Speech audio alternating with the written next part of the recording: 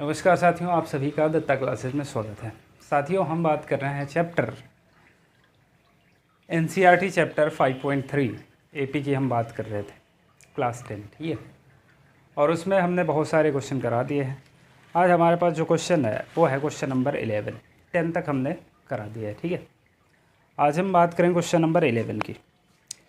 Question 11 आपसे कह रहा है कि if the sum of the first n term of n AP is 4n minus n square, what is the first term?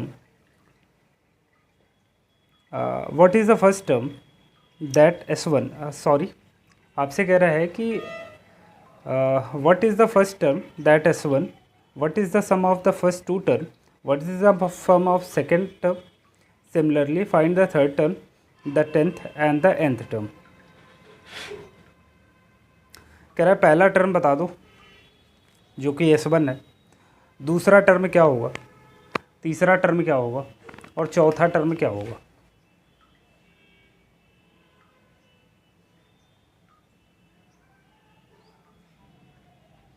चलो मेरे साथियों, इसमें आपको गिवन है कि देखो Sn की जो वैल्यू है सम ऑफ n टर्म वो आपका है 4n माइनस एन स्क्वायर, ठीक है। ये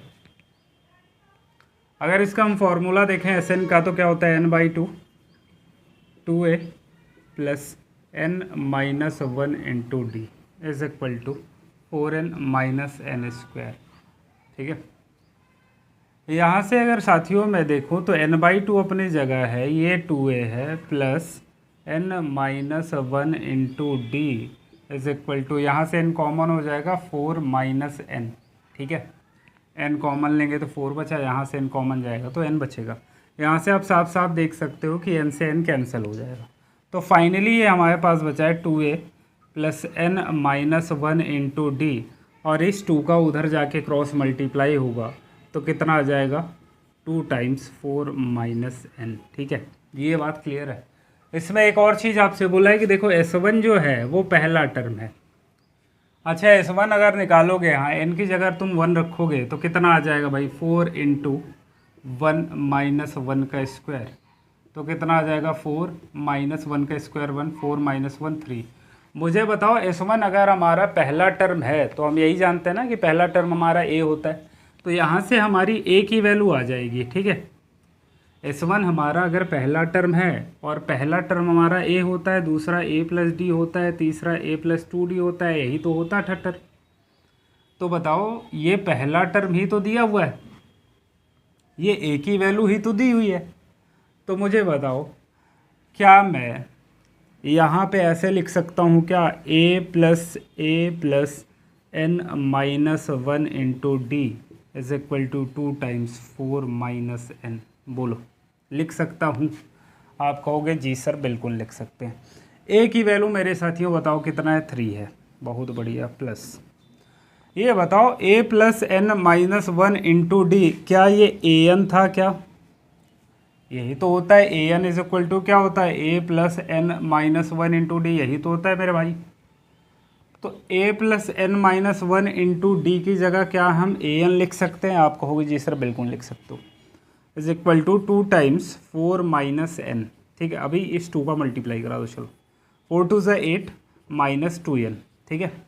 अब मेरे साथियों ये 3 उधर लेके जाओगे तो an इज इक्वल टू कितना आएगा 8 माइनस का 3 माइनस का 2n, और 8 से जब 3 जाएगा तो 5 माइनस 2n आ जाएगा an की वैल्यू, ठीक है, ठीक है।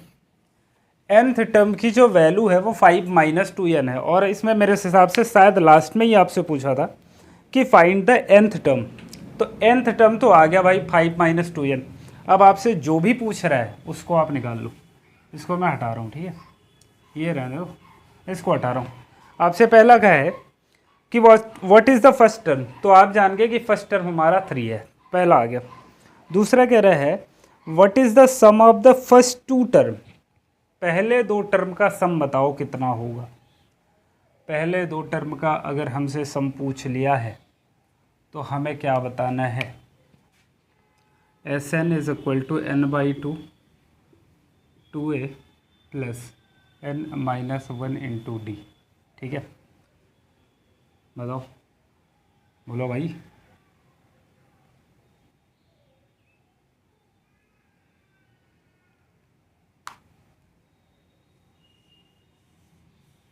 चलो ऐसे मत करो भाई, यहाँ पे एक ध्यान दो। ए एन इज इक्वल टू कितना आ गया 5 माइनस 2n। अब हमें पहला पता है कि पहला टर्म हमारा कितना है 3 है। अगर हमें दूसरा टर्म निकालना है तो ए की जगह भाई 2 रखना पड़ेगा, एन की जगह 2 रखना पड़ेगा। 5 माइनस 2 इंटू 2 तो कितना आ जाएगा 5 माइनस 2 टू ज़ा 4। 5 से 4 गया कितना 1 आएगा। ठीक है, पहला टर्म हमारा 3 है, दूसरा टर्म हमारा 1 है, और इन दोनों टर्म का जो सम है A1 और A2 का वो कितना है, ये 3 है और प्लस ये 3 और 1 कितना 4। पहले और दूसरे टर्म का जो सम है वो 4 है। बोलो, क्लियर है बात। What is the second term, दूसरा टर्म क्या है, तो दूसरा टर्म आप देख सकते हो साफ साफ कितना A2 है। ठीक है, दूसरा टर्म हमारा 1 है। उसके बाद कह रहा है फाइंड द थर्ड टर्म, तीसरा टर्म निकालो। तीसरा टर्म हमें निकालना है भाई A3 निकालना है। एन की जगह 3 रखो, 5 माइनस 2 इंटू 3, 3 2 जा कितना 6, 5 माइनस 6 कितना हो जाएगा भाई माइनस का 1। तो तीसरा टर्म जो A3 है वो हमारा कितना आ जाएगा -1। क्लियर है बात। तीसरा टर्म हमारा A3 कितना है -1। फिर आपसे कह रहा है 10th टर्म बताओ, 10वां टर्म बताओ। तो an इज इक्वल टू हमें क्या पता है भाई, कहाँ गया 5 माइनस 2n। आपसे कह रहा है 10वां बता दो, तो A10 एन की जगह 10 रखोगे तो 5 माइनस 2 इंटू 10, 10 टू ज़ा कितना 20, 20 से 5 जाएगा कितना माइनस का 15। तो इसका 10वां टर्म जो है वो हमारा माइनस का 15 होगा। बात क्लियर है भाई। सबसे पहले काम क्या है, एस एन दिया हुआ है ये आपको इतना, यहाँ से हम ए एन की वैल्यू निकाल लेंगे। जब ए एन की वैल्यू हमको पता चल गई तो आप कह रहे हैं दूसरा टर्म बताओ कितना है। तो दूसरा टर्म ए एन की जगह एन की जगह 2 रखोगे तो दूसरा टर्म आ जाएगा। दूसरा टर्म हमारा 1 है। फिर कह रहा है पहले और दूसरे टर्म का जो सम है वो बता दो। तो पहला टर्म हमारा 3 है और दूसरा टर्म कितना है 1 है, दोनों का सम कितना 4 आ जाएगा। फिर आपसे कह रहा है तीसरा टर्म बताओ, तो A N is equal to 5 minus 2n है, एन की जगह आपको 3 रख देना है, तीसरा टर्म आ जाएगा। फिर आपसे कह रहा है 10वां टर्म बताओ, एन की जगह 10 रख दो, 10वां टर्म आ जाएगा। बहुत आसान है, बहुत डिटेल में बताया इसको। ठीक है, आप इसको नोट कर सकते हो। हम आगे बढ़ जाएंगे, क्वेश्चन नंबर 11 हो गया भाई। अब हम बात करें क्वेश्चन नंबर 12 की। बढ़िया क्वेश्चन था ये भाई।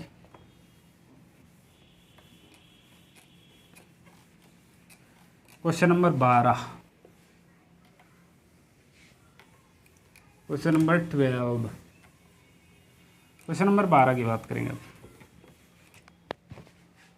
कह रहा find the sum of first 40 positive integer divisible by 6। कह रहा 40 पॉजिटिव इंटीजर का सम बताओ जो 6 से डिविजिबल हो। अब मुझे बताओ, अगर मैं शुरुआत से देखूं पॉजिटिव इंटीजर तो शुरू से होता है 1 2 3 4 5 डॉट डॉट इनफाइनाइट। ठीक है, अब ये कह रहा है कि वही उसी को लेना है जो 6 से डिविजिबल हो। तो मुझे बताओ 6 से डिविजिबल पहला नंबर कौन सा होगा। आप कहोगे सर जी 6 से डिविजिबल पहला नंबर 6। मैं कहूँ कि 6 से डिविजिबल दूसरा नंबर, आप कहोगे सर 12 है, तीसरा 18 है, डॉट डॉट डॉट ऐसे। और हमको कितने तक लेके जाना है, 40 तक। अब हमको निकालना है कि भाई 40 नंबर पे हम जब जाएंगे 14th टर्म कौन सा होगा वो हमें निकालना है कि लास्ट वाला टर्म हमारा कितना है।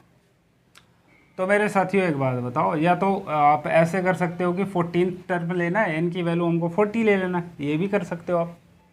भाई 40 तक हमको ऐड करना है तो हमें तो ये पता है ना, ए की वैल्यू यहाँ से 6 आ गई, डी की वैल्यू आप देख रहे हो 6 आ गई।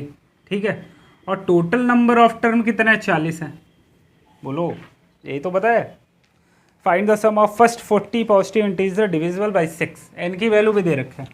अब बताओ कि आपको फॉर्मूला नहीं पता है, S n is equal to n by 2 2a plus n minus 1 into d. ठीक है, एन की वैल्यू कितना है 40 रख लो भाई, 40/2 2 इंटू ए की value 6 plus 40 minus 1 into D की वैल्यू 6। 40 से इसको डिवाइड करोगे 20 आ जाएगा भाई। 6 2 जा कितना है 12, और 40 से 1 जाएगा कितना आएगा 39। 39 का 6 में मल्टीप्लाई कराओगे, 6 9 जा कितना 54, कैरी आ गया 5, 6 3 जा 18, 18 और 5 कितना 23, 234 आ गया ये। ठीक है, ऐड कर लो भाई 20 इंटू, इसको ऐड करोगे 4 और 2 6, 3 और 1 4, 246, 246 का मल्टीप्लाई 20 के साथ कराओगे तो कितना आ जाएगा, 2 6 जा कितना 12, कैरी आ गया 1, 2 4 जा 8, 8 1 9 और 2 2 जा 4 और ये 0 है, तो 4920 ये हमारा आंसर हो जाएगा। ठीक है, सम ऑफ 40 टर्म्स। बताओ इसमें कोई जगह, बहुत आसान है भाई, ये सब कुछ दिया हुआ है, ए की वैल्यू पता है, डी की वैल्यू पता हो गई, एन की वैल्यू हमको पता है, सब कुछ तो पता है। S n is equal to n by two, 2a plus n minus 1 into d. चलो भाई अगले क्वेश्चन की तरफ बढ़ेंगे। क्वेश्चन नंबर 13, ये 12 था, ध्यान रखना, ये 13 आ गया। क्वेश्चन नंबर 13 कह रहा है find the sum of the first 15 multiple of इस 8। पहले 15, 8 के पहले 15 मल्टीपल का सम निकालना है। मुझे बताओ, पहला 8 का मल्टीपल 8 ही होगा, दूसरा 16, तीसरा 24 डॉट डॉट डॉट, ऐसे हमारे पास कितने 15 हैं, मतलब n की वैल्यू आपको 15 दे रखा है।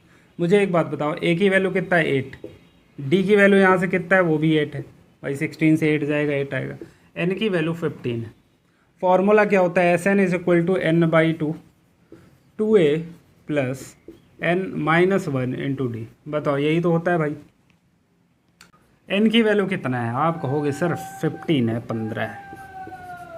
2 इंटू ए की वैल्यू कितना है, आप कहोगे सर जी ए की वैल्यू तो 8 है, प्लस n की वैल्यू कितना 15, 15 से 1 जाएगा 14, 14 डी की वैल्यू कितना है 8।